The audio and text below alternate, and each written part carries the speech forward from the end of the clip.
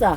근데 저 필체는 이승만 전 대통령께서 직접 저거를 저 불을 쓰셔서 저 한판을 저렇게 내리셨다가 하네요. 네. 여러분, 우리나라 대한민국에는 참 멋진 여행지가 셀 수 없이 많은데요. 풍경 좋은 곳에는 대부분 불교 사찰이 자리하고 있더라고요. 기원전 6세기경에 인도에서 만들어진 불교가 처음으로 중국을 통해 고구려에 전래된 해는 376년, 백제에는 384년, 신라는 고구려를 통해 전래되었다고 하네요. 다들 학창시절 배우셨죠? 저는 근래에 우리나라 역사를 하나하나 알아가고 있답니다. 오늘은 우리나라 사찰 중에서 가장 아름답다는 부석사를 기행하는데요.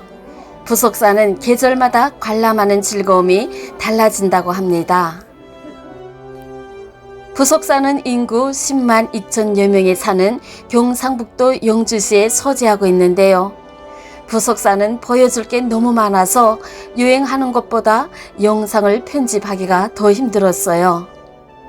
그래서 오늘 부석사 기행 영상은 관람 포인트별로 간단하게 터치해 볼게요. 용주 부석사 입구에 기다리는 분을 만나기 위해 주차하고 내리니 제일 먼저 소나무 숲이 저희를 반겨줍니다. 용주 첫인상부터 예사롭지 않네요. 저기 무량수라는 카페 벽을 타고 향기를 내뿜는 우리나라 전통 담쟁이 동굴 좀 보세요. 그리고 옆에 노랗고 하얀 작은 꽃은 이름이 뭘까요?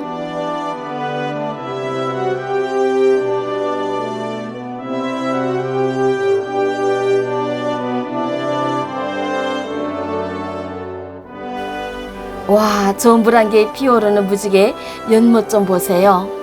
보는 것만으로도 여행객의 피로를 시원하게 풀어줍니다. 빨강 사과 모형 조형물이 있는 곳을 보니 영주는 사과가 유명한가 봐요. 저와 민주는 서울에서 영주까지 영동고속도로와 중앙고속도로를 타고 왔는데요. 정말이지 토요일인 오늘은 차가 너무 밀리더라고요. 180km 거리인데 넉넉히 잡고 3시간 거리를 7시간이나 걸렸어요. 7시간이에요. 8개 떠났어요. 세상에. 경기도 지나간 동안 4시간.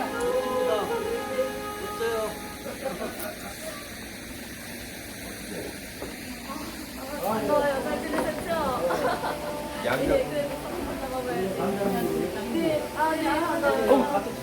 네, 우리 기타 잘 치고 아주 재미있는 친구죠. 본것 같아. 민재 네. 네, 입으로 본 것 같아, 내가. 네, 너무 재밌어요. 물안개가 물안개. 찬바람이 되게 시원하게 해줘요. 물안개가 시원하게 해줘요. 네. 지금 홍수를 만들고 있잖아. 안개처럼 이렇게 해주면은 이 안개 바람이 해주면은 시원하다는 다른가 공기가 흘러요 이게. 아니 진짜 여기 진짜 명당자리에 앉으셨네요. 차도 네. 차도 아니 이게 아까 차라. 이 명당 자리에 앉아서 네. 파전 드시고 있다고 그러더라고. 아니 지금 금강산에 온 것 같아. 그래서 이거 만들려면은 호수를 만들고 네. 물안개 분기들 막 공기를 시원하게 만들어요. 네, 그림 같아 그게 그림. 좀 느껴지네. 늦게 와서 고맙다고 생각해요. 아 그래요? 이거 왜냐면 구경하고 너무 있어서. 편안하게 앉아있었거든. 잘 나가 문제가 아니 진짜. 앉아 있다 보니까 그걸 네. 느끼는 아우 공기가 여기 시원함을 느끼는 게 그걸 좀 아니 막 물안개를 이렇게 물안개 바람이 네. 원래 이게 없었거든. 일단 올라가 네, 그 갑시다. 하고 매표소를 지나 부석사를 향해 가고 있는데요. 지금 나무에서 짙게 뿜어져 나오는 신선한 향이 정말 대단합니다. 부석사 오르는 길은 은행길이라고 한다는데요. 봄과 여름에는 짙은 녹음을 선물합니다. 피톤치드라고 하나요? 부석사를 관람하는 내내 숲에서 뿜어나오는 이 피톤치드는 머리속까지 시원하게 합니다. 성지 걷는 듯 느낌? 거의 느낌이 그래요. 경사가 하지 않아서. 저는 이제 구속사하면 건물만 봤는데 네. 이 길이 이렇게 있다는 게 너무 좋습니다. 이렇게 걸어보니까 또 다르네요, 분위기가. 공기도 좋고 산에서 나오는 뭐죠? 피톤치드? 네. 네, 그런 게 많이 나와서 그런지 저 사실 어제 늦게까지 막 방송 그 편집을 하느라고 잠을 못 잤어요. 그래서 머리가 엄청 무거웠거든요, 어느 내내. 근데 여기 들어서니까 바로 머리가 맑아져요. 여러분, 부속사 이 은행길은 가을에는 또 환상적인 노란 단풍이 그렇게 매력적이라고 하네요. 뭐 또 겨울에는 눈꽃을 피운다고 합니다. 저희 대학의 그 학우님이세요. 점주. 예, 그런데 사실 작년부터 좀 용주에 전 이렇게 돌아볼 것이 많으니까 기행을 한번 잡아보라고. 네. 근데 올해 들어와서 제가 그 약속을 지킵니다. 피톤치드 향기가 되게 진하게 나네요. 이런 거 찍어야지. 숲 향기가 되게 진합니다, 여기는. 이거 뭐, 나무 냄새. 나무가 좀 나무 특이한 나무가 있는 것 냄새가. 같은데, 여기는. 다른 데 타고 다른 게 여기가 톤치드, 나무 향이 유난히 강해요. 저는 여기가. 지금 다른 부속사를 것 감싸고 다르네요. 있는 봉황산에서 신기하다, 뿜어져 이거. 나오는 피톤치드의 신선함에 뼛속까지 기분이 좋답니다. 부속사 가장 뒤쪽에 자리한 조사당을 올라가는 길인데요. 무량수전 오른쪽에서 돌아 올라가는 길은 약간 가파르지만 피톤치드는 아주 특별한 향기를 여행객에게 전해주고 있답니다. 피톤치드로만 말한다면 조사당 올라가는 이 길이 단연 최고입니다.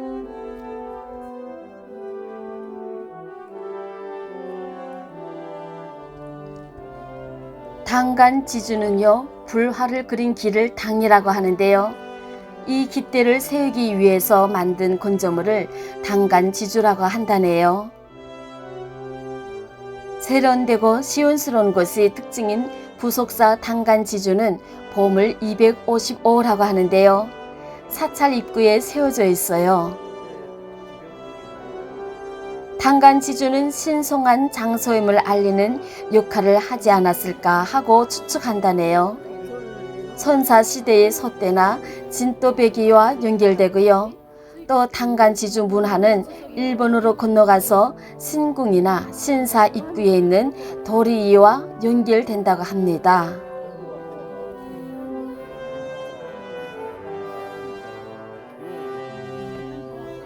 부속사는 산지 선원으로 유네스코에 등록된 천년 고찰인데요.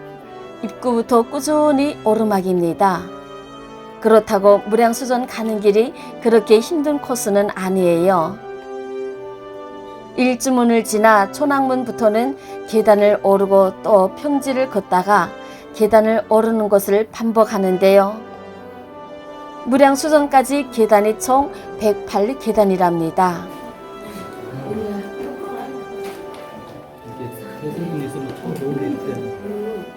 이게 그 불교로 가는 입구는 다 거의 비슷한가 봐요. 우리 작년에도 쌍계사 올라갈 때도 보니까 이렇게 이런 입구를 꼭 걸치더라고요. 불교 부처님이 있고 제석천, 제석천, 범천, 그다음에 그리고 요거는 사대천왕 사대천왕. 지켜주는 거. 하나 좋은 거 배웠습니다.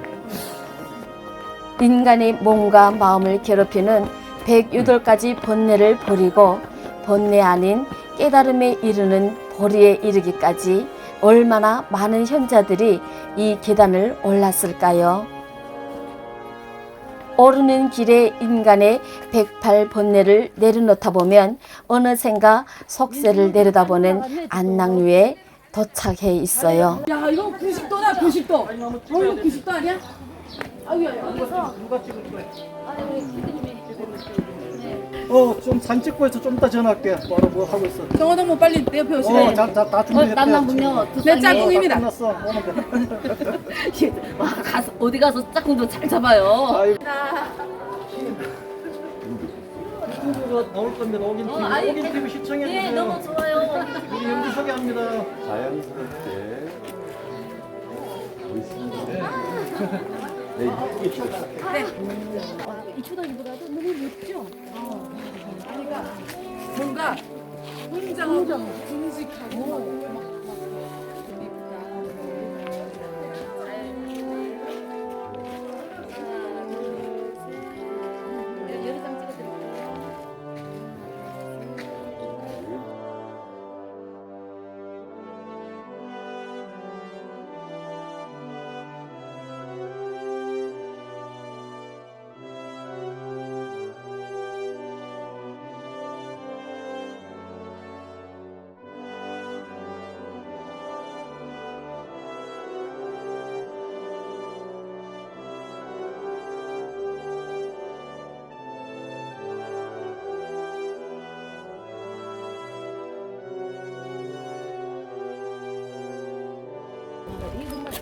그래도 희한하잖아. 그 표현이 참 진짜 맞는다.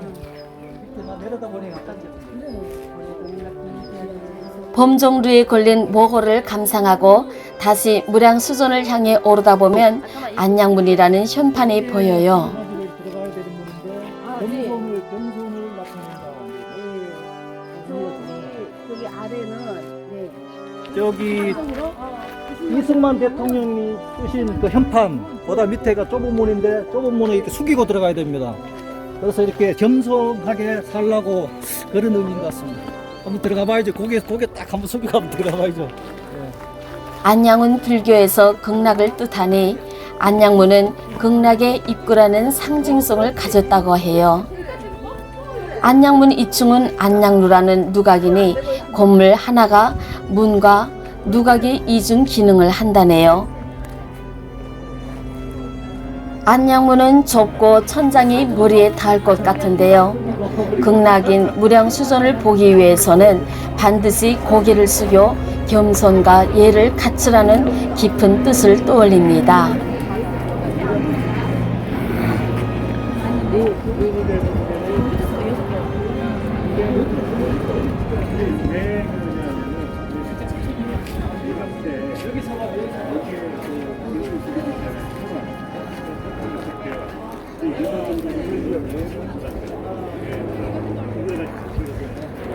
여기 가고 여기서 아니 저 비행기가 우리 눈 아래에 있어요. 저 비행기 뜨는 게 여기 얼마나 높은지 예?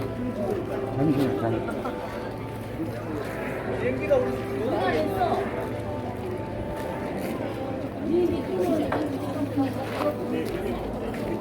매표소에서 30분 정도 걸어 올라왔는데요. 와, 얼마 올라가지도 않았는데 부석사가 꽤 높은 산에 있나 봐요. 헬기가 눈 아래로 지나가네요. 이렇게 공간이 너무 멋질 수가 있어. 헬리콥터가 날아가는데 아래 있네. 우리 아래 나. 네, 우리가 너무 높은 곳에 있다 보니까 아까 그 헬리콥터가 우리 눈 아래에서 지나가고 있어요. 전망이 다 보이네. 방랑신 김사까지 이곳이 올라 남긴 명시 한 구절 감상해 볼까요? 평생 여가가 없어 이름 난 곳 못 왔더니 흰머리 된 오늘이야 안양루에 올랐구나. 중간 생략하고요. 100년 동안 이런 경치 몇 번이나 구경할까. 세월은 무정하다. 나는 벌써 늙어 있네.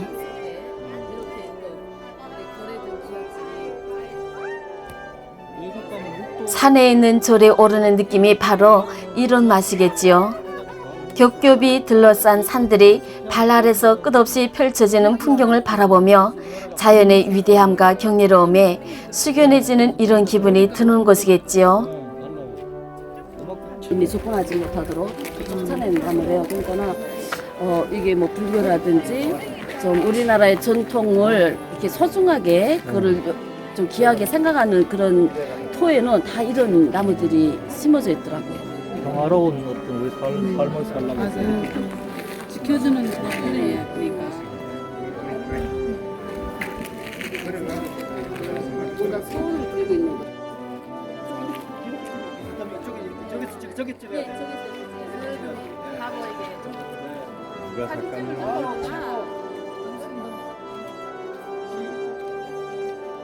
사실은 이거보다 좌우가 너무 멋있다. 이쪽으로 가면 돼. 용주 부속사 무량수전. 무량수전은 극락정토에 머물면서 중생들을 구제하는 아미타불을 모시는 전각으로 극락전 또는 미타전이라고도 의상대사는 부릅니다. 신라시대에 당나라에 건너가서 10년 동안 유학하고 돌아와 현재 조계종에 속하는 화엄종을 만든 분이신데요. 해동 화엄종의 시조라고 하지요. 신라 무무왕 때 676년 왕명으로 부속사를 창건하여 제자들에게 화엄 교학을 가르쳤다고 합니다. 오늘날까지 한국 불교사에서 자기 관리가 가장 철저했던 인물로 추앙받고 있다고 하네요. 의상대사는 신라 진골 귀족 출신인데요. 출가를 하게 된 이유를 알아보면요. 출가 전에 묘화라는 여인과 약혼한 사이였는데 나중에 신라 28대 진독 여왕이 된 숙만이라는 여인이 권력을 등에 업고 의상과 혼인하려 하자 약혼 여인 묘화가 죽게 됩니다. 이 이유 때문에 의상이 출가했다고 하네요. 당나라 유학 시절에는 하숙집 딸 선묘 낭자가 의상대사를 짝사랑하였으나 의상대사는 출가해서 돌을 닦는 사람이라며 거절했어요. 그러던 어느 날 당나라가 신라를 공격한다는 정보를 입수한 의상은 이를 고국에 알리고자 재빨리 귀국길에 오르게 되는데요. 나중에 알게 된 선묘 낭자는 떠나는 님을 멀리서 바라보며 바다에 몸을 던져 자살했어요. 이후 어떻게 되었을까요? 왜 의상대사와 엮이는 여인들은 다들 불행한 최후를 맞이했을까요? 의상대사는 생존에 많은 절을 창건했는데요. 너무 많아서 몇 개만 나열해 볼게요. 울진 불룡사, 원주 구룡사, 양양 낙산사, 용주 부속사, 부산 보모사 등이 의상대사가 창건한 절이라고 하네요. 조금 전에 선묘 낭자는 사랑하는 님과의 이별 후 바다에 몸을 던져 자살했다고 했잖아요. 그런데요, 현재에도 그녀는 이렇게 부속사 무령수전 뒤편에 선묘각이라는 사당의 그림들과 함께 영정이 모셔져 있어요. 우리나라에서 중국 여인이 절에 모셔져 있는 곳은 부속사가 유일무이한데요. 특별한 이유가 있겠죠? 바다에 몸을 던진 선묘 낭자는 용이 되어 의상대사를 풍랑으로부터 보호하여 안전한 귀국길을 도왔다네요.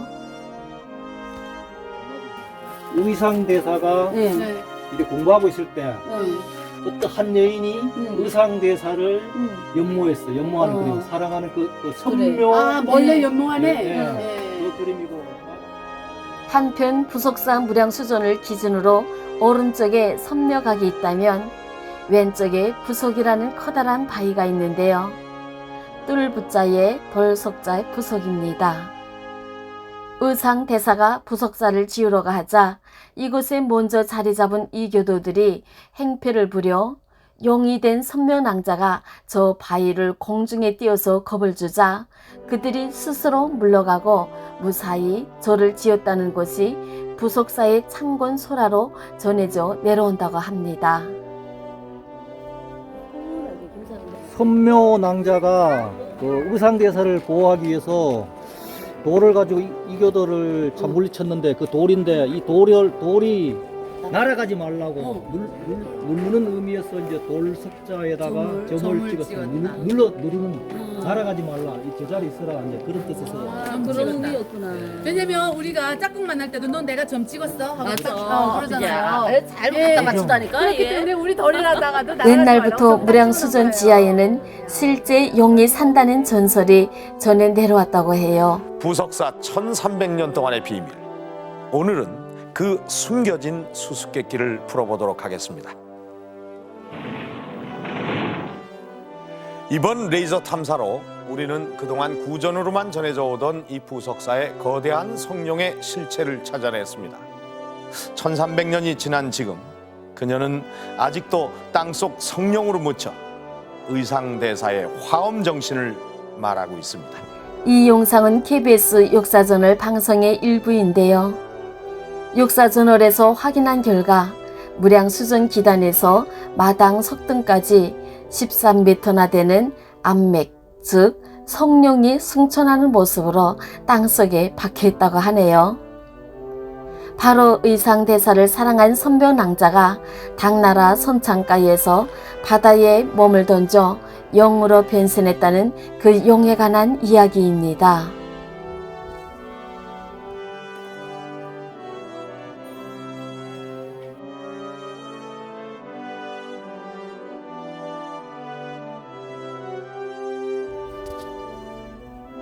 의상 대사가 부석사에 머무를 때에 기거했다는 건물인데요. 국보 19호 조사당이라고 합니다.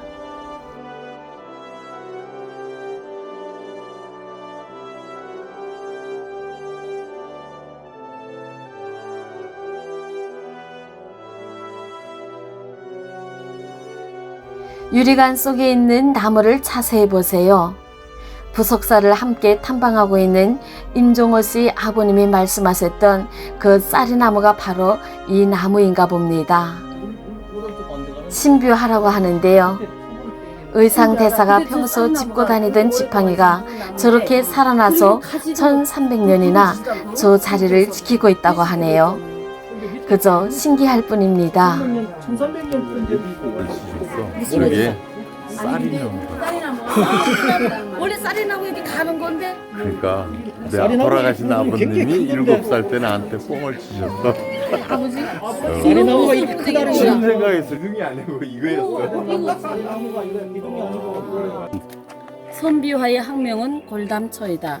전하는 말에 의하면 부석사를 창건한 의상 대사가 중생을 위하여 짚고 다니던 지팡이 읽어봐. 내가 먼저 읽을게. 뛰어난 한 줄 한 줄 읽자는 사람이. 타곡 33 의사문. 아니 그냥 나 이거 아니, 읽으면 내가 이거 설명하고 이랬는데. 아니 요거를 한 줄씩 읽으면 돼. 한 줄 하고 할거 내가 설명하고 이거 읽고 설명 이래야 되나? 아니야, 내가 먼저 이거 다 읽을게. 여기까지 부석사 입구부터 맨 마지막 건물까지 둘러보았습니다.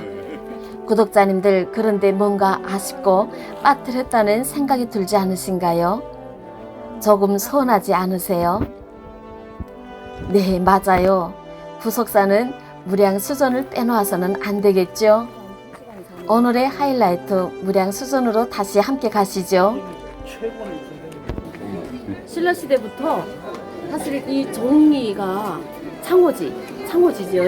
예, 창호지. 그거를 이렇게 문에다 발랐다는 거는 그때부터 우리 한민족이 아주 뛰어난 뛰어난 그런 기술로 그때부터 발했다는 거예요. 지금 오늘 그때 당시는 지금 오늘 현재는 막 반도체와 같은 그런 역할을 하는 그런 용도라고 보면 될 것 같아요. 무량수전 배울림 기둥에 기대서서라는 말을 들어보셨나요? 네, 베스트셀러 책 제목인데요.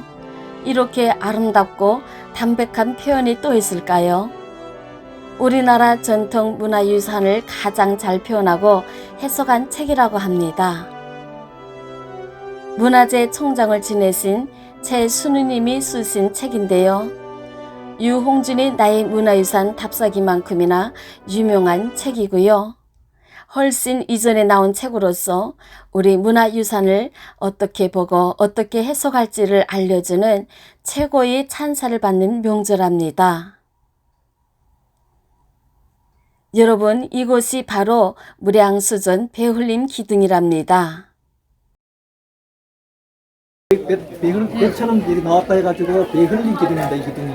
또 무량수전이 있고 이 기둥은 배흘림 기둥입니다.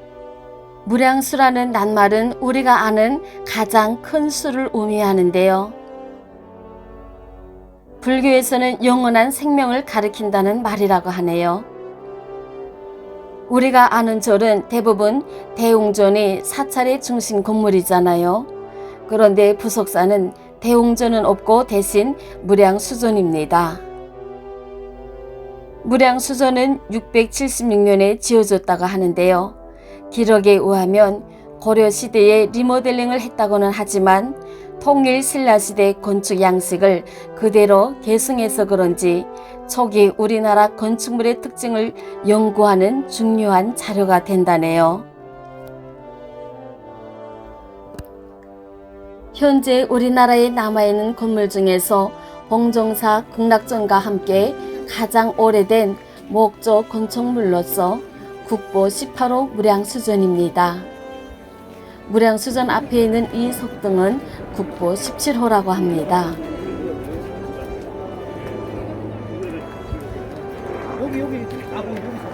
부석사를 탐방했는데요. 살아있는 전통과 역사를 배우고 아름다운 자연의 매력을 느끼는 유익한 기행길이 되었답니다. 그래도 놓친 것도 많은가 봐요.